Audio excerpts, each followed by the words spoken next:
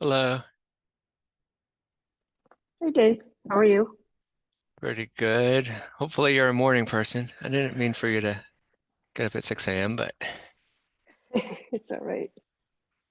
Today I think I'm not a morning person, but then it's I'm all really good. sorry. There's days when I'm up at this time, so it's hit or miss, I guess. Yeah.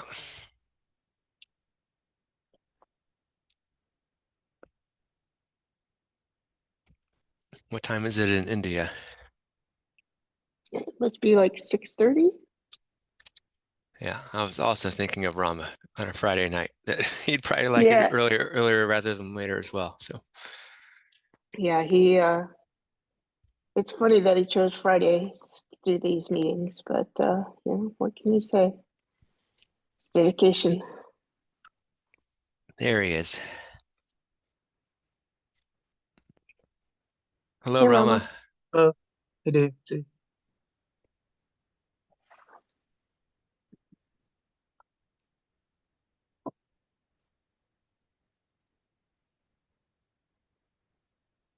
So do you guys just want to pick up where you left off last time? What do you think?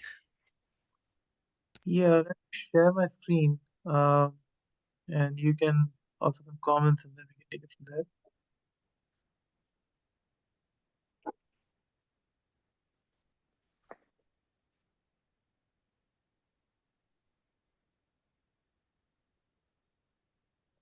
Okay, you can see my screen, right? Yes. Yes. All I see is the Zoom page, but Yeah, just give me there a it second. is. Okay. It's hard to navigate with the zoom bar on top. So let me see. Yeah. So this is what we only had two meetings. So uh, Tracy and I, and we looked at your original chart where you had mapping, and found this very helpful. In fact, I think what we have here mostly corresponds to that. Um, uh, what I had done before that was, if you remember, we had a more complicated life cycle diagram last year, and uh, Arno, before he left, led the creation of a simpler diagram. So we have fewer arrows, and uh, I just took a stab at uh, the earlier diagram I had, just whittling away different attributes listed here. The green means you get to graduate. Red means is a criteria for demotion, and the numbers here correspond to the particular app. So if you want to graduate from incubation to graduated, you look at this box. If you want to consider whether a project needs to be demoted from um, uh, is it- yeah, uh, let's say graduated incubation, you look at this box and so on. So with that, I struck off various criteria which we had in the. Yes, let me go back here. So this was what we came up with in our discussion last year. So you can see the much more complicated diagram, and these were the list of badges that you had also tried to map to the OpenSF scorecard metrics.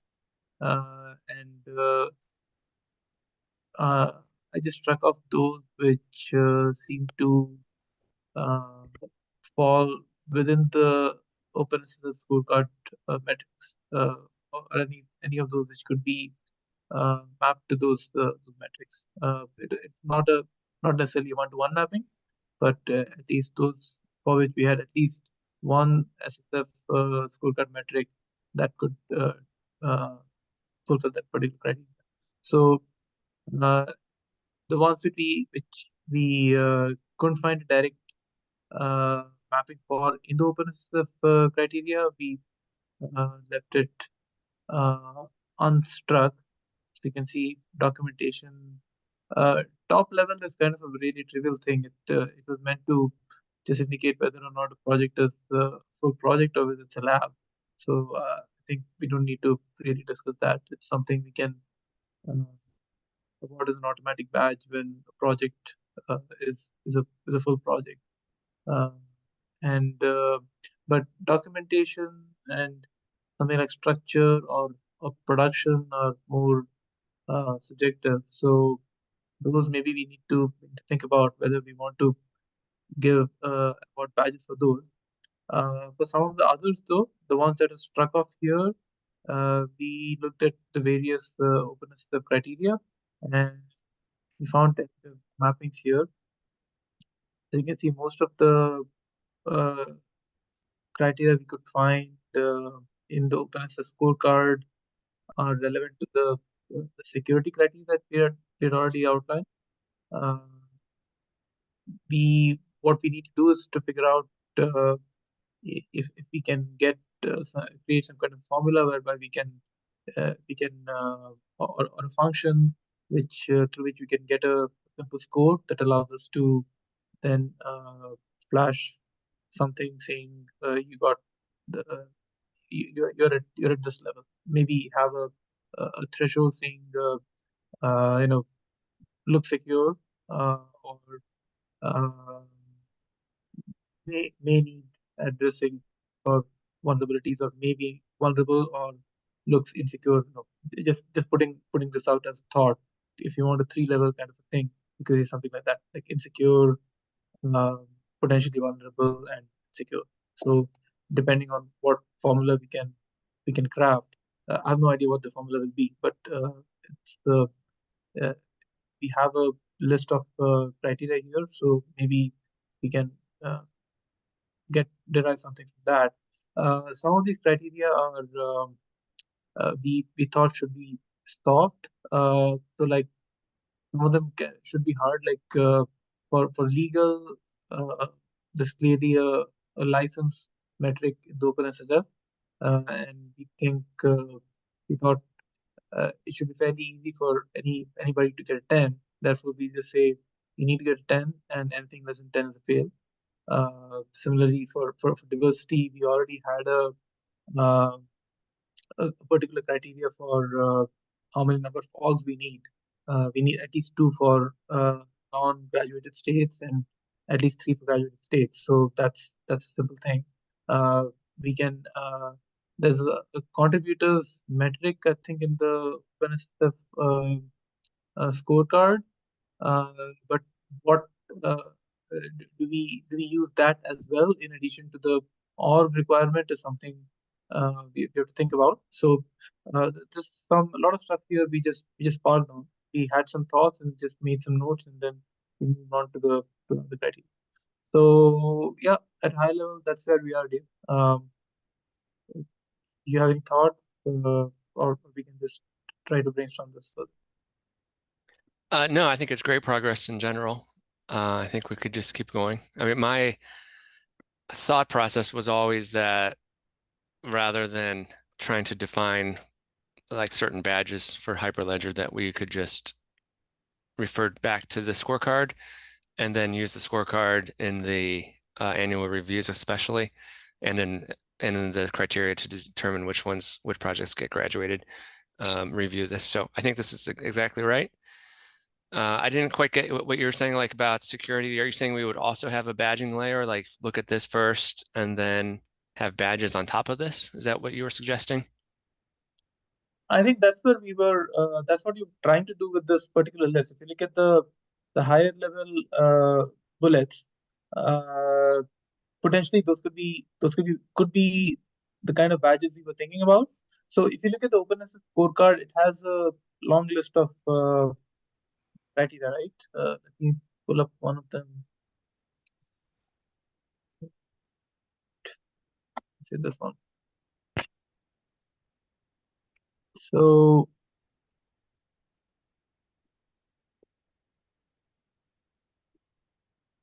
yeah, I think what we were shooting for was maybe uh, fewer badges which would cover all of the attributes that are covered by this list, which contains All right, 2, 3, 4, 5, 6, 7, 8, 9, 10, 11, 12, 13, 14, 15, 16, 18. So I count 18 here, and I think the there are a few things which people I mean in various affiliated TSCs and TOCs that have been talking about for several years, that the project should have diversity, should have it should be producing frequent releases, it should be secure, it should have proper structure, uh, it should have proper documentation, should be production ready, and so on. So those are those overlap to a significant extent with the OpenSS scorecard, but don't exactly map to it. So I think we were thinking potentially we could have those those categories called out as badges, like uh, diversity, security, documentation, and so on. So that's kind of what we were thinking. But So do you think the OpenSS scorecard by itself suffices? We don't need this extra layer that might help TOC. That's what I'm thinking. And honestly, that's why I didn't raise my hand for the badging task force, is because I didn't. I mean, badges are nice in theory, but in practice they get complicated. It's like extra layer of management. A lot of them become judgment calls, and then we have to spend time debating the criteria, and then people might get mad if they don't get a badge. So it just seems like there would be an endless conversations around it. So that's why I was hoping we could just reference something like the scorecard, keep it fairly simple and objective, and then bring the scorecard into the annual review process, where we already have a process for assessing projects on these different criteria. So I wouldn't be, against it if you two really think badging is important, or additional badges are important over and above the scorecard. I wouldn't object to that. But I just was not in favor of that. I'll say it that way. yeah, one of the things that I think is interesting, right, is you've got the scorecard. There's also this tool that is built into the LFX Insights, which basically combines a lot of these things. If you would, I can share my screen, Rama, and show kind of what's existing. Yeah. Let me find share. Yeah, there's one thing I wanted to mention to Dave as well. I think when we started discussing badging last year, there was a dual role for badging that we had envisioned. One was for the TOC and one was for the general public. So for the TOC, I think the scorecard is definitely good enough, and I think we all should make ourselves familiar with it and be guided in our decisions by those scores. For the general public, things like documentation, or whether something is production ready, or whether it's been it has a sufficient diversity of contributors from different maybe companies, or if it's producing releases uh, at a decent clip. Those are things which are not captured by the scorecard. Uh, so we could consider having just those things which may be useful for the public, for users as well as contributors. Maybe a company wants to start contributing to a particular project. This might help it decide whether or not to expend resources on that. So we could consider. Yeah, and I think some of that may be considered in this. So this is for Fabric, Hyperledger Fabric repo specifically. It's got a best practices score. Right now it's 69. And it's made up of documentation, standards, security, and legal. And if you go to the breakdown, you can actually click on each of these and see what's checked. So there's a bunch of different things like adopters that already exist. If there's an adopters file in the repo, right? Information about whether or not you've got governance. Some of these are currently minuses that I think shouldn't be minuses. And so I've sent out a message to the folks to try and figure out how to update these things to reflect that yes, they're either done. So in the underlying flow monitor tool, there's a .yaml file that you can put in there that has like exceptions, and then you can specify why this is exempt. Maybe it's already existing and it's just not showing up in the tool, that sort of thing. Yeah. So this does And use then, the underlying, it does use the flow monitor, because I took a yeah, look at that based on your Discord. Yeah. yeah. Okay. So that's my understanding anyway. I think it's, I haven't gotten an answer back from the people who are maintaining this piece yet, but that's my understanding. So yeah, you can kind of go through and see all of the different things. Like obviously these two things are not useful for us. And so that was a question that I called out to them, which is, hey, how do we make sure we have the right information, that sort of thing. But I think this is really interesting to take a look at and see kind of where things stand. They do have things like, is it being actively maintained? Are you doing code reviews? So a lot of this in the security section comes directly from, I think, OpenSSF. Yeah. I don't think this is anything new besides OpenSSF. And then, although I think you get an 80 in OpenSSF and a 73 here. So there must be some calculation difference that I'm not sure of. But anyway, They do a we'll have couple to of things over and above, I think, the scorecard. Yeah. Okay. And then the 38% here, I guess we don't do license scanning and we don't do this trademark disclaimer. But yeah, anyway, I think this is kind of interesting too, and might be the place that we actually want to be looking in the future for trying to review our projects and see, especially in the annual review stage, like, hey, we should be looking at these and asking the question of why isn't license scanning done, or why isn't this done, or that sort of thing. Yeah. Because I think a lot of these things are exactly what we would want in Hyperledger. I don't think that they're anything that's too special.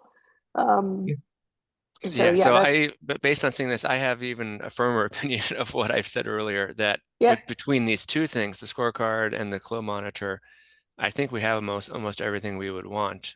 Mhm. That's objective. And then we bring in the subjective part during the annual review process, making an additional, like a fourth thing with the badges seems a little bit like excessive and too much overhead relative to the value that it provides. Yeah, no, I Yeah. agree with you. I think looking at this, document standards, security, it kind of covers the things that I mentioned.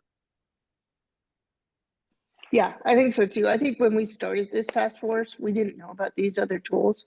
Oh yeah, I This, totally you agree. know, They kind of made sense back before we had these tools, but now that we have these tools, I think yeah, we can rely on them. Yeah. yeah. And I think, maybe we switch this task force into what are we expecting from our different projects, right? From OpenSSF and from this best practices score, right? I would expect that we're, hitting somewhere in this green range for our projects. And if we're not, then let's figure out why and go from there, right? Yep, I agree. Yep. Do you know how, what is the function that computes these percentages? Like, why does documentation get an 83%? How is it? So it's based on what's here, right? And then in this checks file, I'll send this in the chat. Is it But to count this, the, okay, yeah. yeah, so these are the things that are checked for code. And this is what's checked for documentation. And then you can see, like in the documentation, here's what exactly it's looking for the adopters. It's looking for some sort of adopters file or users file. In the change log, right? This is what it looks for change logs. So you can kind of see how it does its calculation and, what exactly it's looking at. Right. So if a project already has comprehensive documentation, but not exactly in this format, it should not be too hard for somebody to write these files, right? So as to get something close to 100%. Yeah, I would think so. Okay. Yeah, that's the kind of thing we need to tell everybody, that you don't have to do too much work. Maybe it's a few hours of work and you can get a good score on this. Yeah.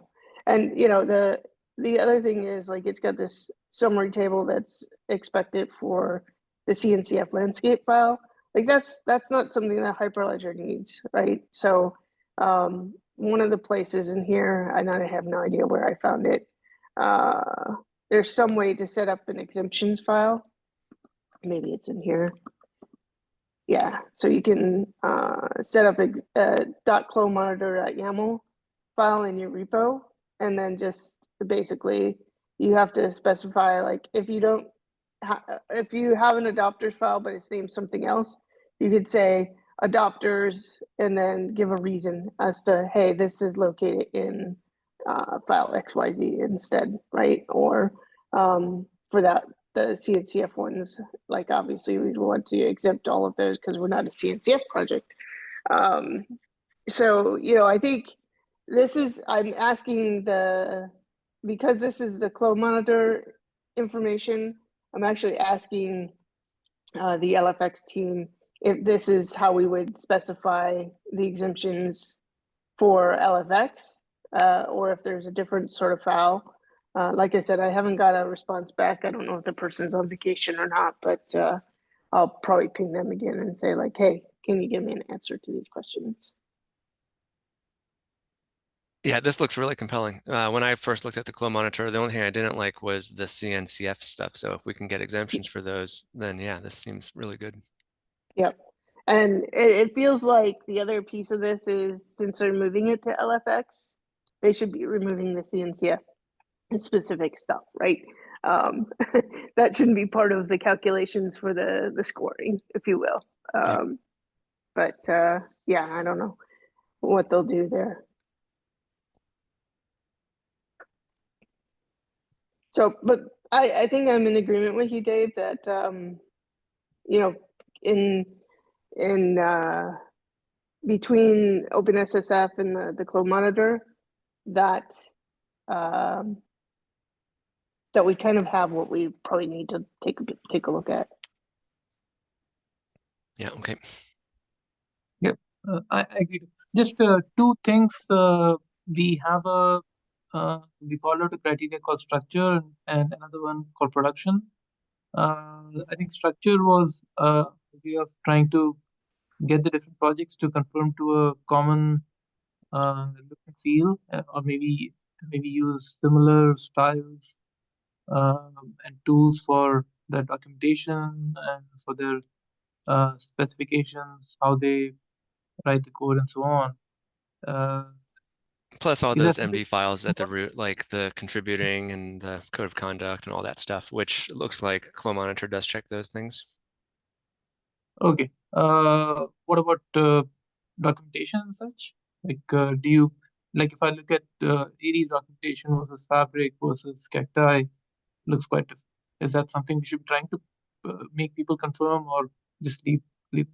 I think we should delegate that to the documentation task force if I forget if that's still active or not, but I don't think it's still active, but as an answer to that, I think as we move to LFDT, we're getting probably further and further away from the shared sort of view for documentation, right? Like Cacti documentation could look completely different than a new LFDT project, right? And I think that's okay.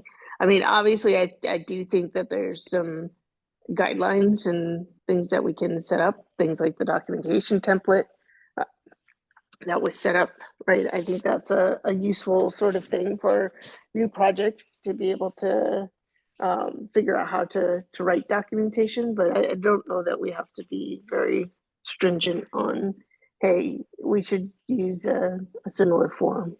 yeah, I'd agree. Yeah. Yeah. And there was a question about whether a project is production ready or not. Again, I think maybe that's something we should leave to the maintainers, or I don't know, because I think something. I think those subjective ones are good for the annual review. And Right. for production, I also wonder if the adopters or users file, right? Which I don't think we currently do have those for any of our projects, but I think that could be a way to see, like, one, if the adopters file exists and it actually has contents in it, then like that probably tells us that it's being used by somebody. Yeah.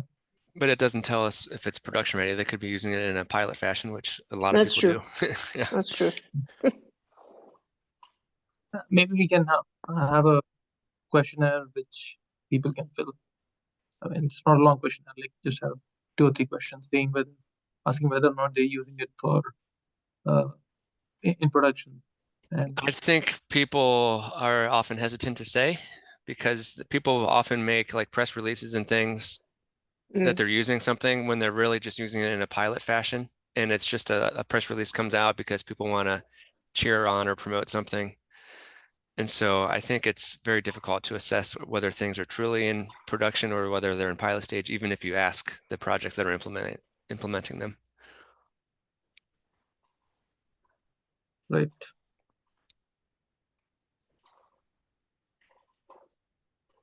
But I think for like production, right, I think it would be fine to leave it as a subjective thing that's discussed during the annual review process with the maintainers. Sure. First get their opinion of whether they think it's production ready and then layer on any additional feedback from the TOC members.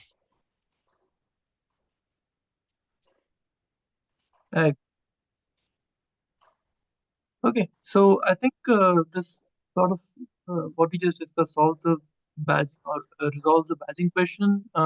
We still had the question about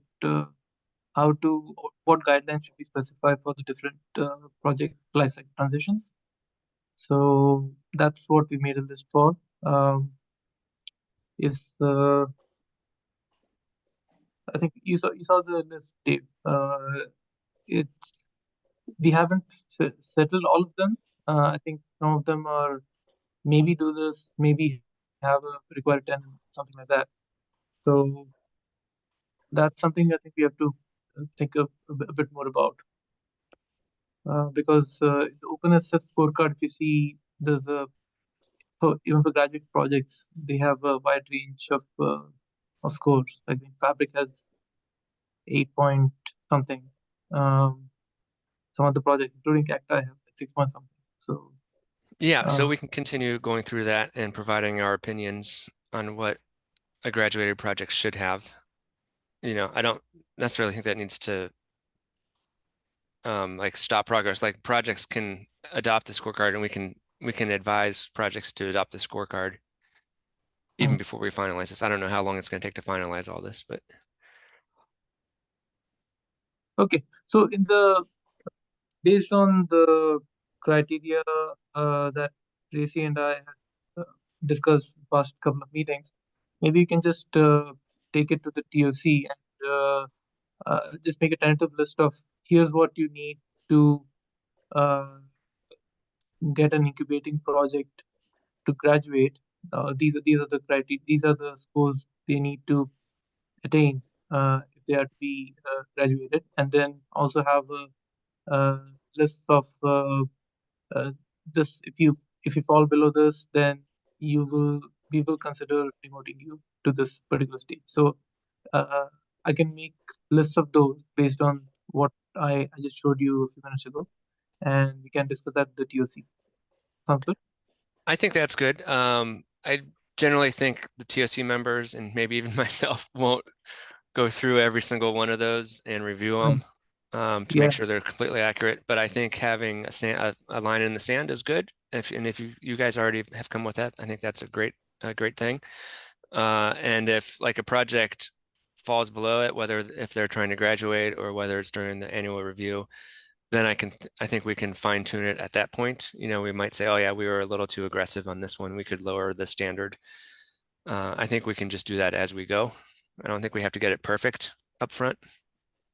yeah, I totally agree. Yeah, and it's not a line in the sand really. It's more of a range that we're specifying, and we'll. It's like when we were making pitch for graduation last year for Cacti, and the Firefly team was also doing that.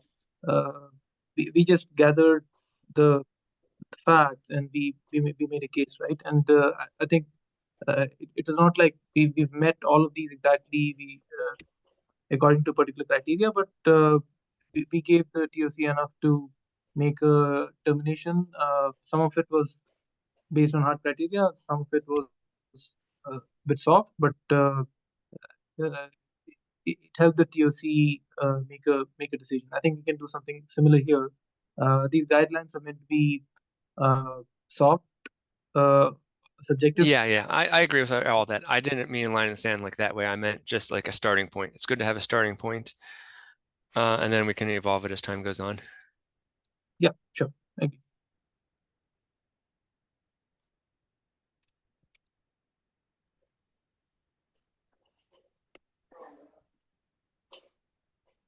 So do we have more categories that we need to assess, like in this meeting, or do you think you had enough from the prior meetings to move it forward? I think we had enough. Tracy, I think we covered that. So it's Yep. now just a matter of we are writing it properly, putting it in. I'll put it in an empty file as a PR, and we can maybe go with that. And I'm not sure if we do that in the next meeting because you're not there, right? Maybe the week after. Yeah, that's fine. That's fine. I think that's the actual scheduled time. I think Peter's actually next week with the automated pipeline task force. So, yeah, we can definitely do it the week after. Okay. And I forget, do we have a checkpoint next Friday? Or are you going to be gone for that one as well, Tracy? I will be gone for that one as well. Okay, I mean, Rama, I can meet with you if you'd like. I guess maybe you start the MD file or whatever you're going to do, and if you want some feedback on it, I can take a look before we take it to the TOC, whether that's in the meeting or just offline. Sure. Is this time okay? Because the usual meeting time is an hour later. Yeah, I'm usually more open today. I just have to get going. But whatever you prefer, it's your Friday night, so whatever you prefer. Yeah. No, this time is better. Yeah, anything earlier on Friday evening is better. So I'll reschedule it to an hour earlier next week then. Yeah, and if you ping me the MD beforehand or have a pull request, I could even review it offline and we might not even have to meet, but I can do a first pass review and then we can determine if we need to talk about it or not. Sounds good. Yeah, it's always good to try to avoid the meetings if we can, and then we'll meet if we need to discuss. Yeah, thank you. Okay, I'll do that and let's play it by ear next week. Okay, is there anything else for today then? Nope, nothing for me. Nope. Oh, well, that was easier than I thought. I thought we were going to have to dig through all those categories again, but I'm happy if we don't. Yeah, we'll leave that to the full TOC in a couple of weeks. Okay, sounds good. I'll take a look at it next week then. All right, talk to you next week. All right. Thank you. Have a good weekend. Thanks. Yep. Yep. You You too. too. All right. Bye. Bye.